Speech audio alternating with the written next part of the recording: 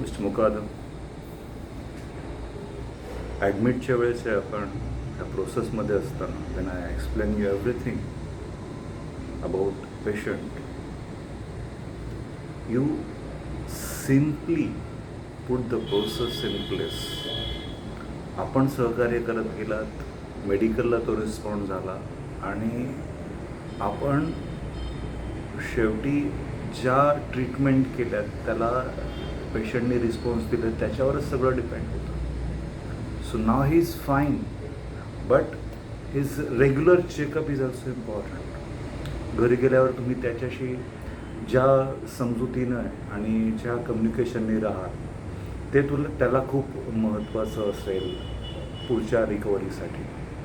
आत्ता तो completely okay आहे, नॉर्मल आहे. Let him live his normal life and cool down. His hypertension should be reduced. त्याला अशा कुठल्याही गोष्टी समजायला नकोत की ज्याने त्याला पुन्हा त्रास होईल सिम्पल.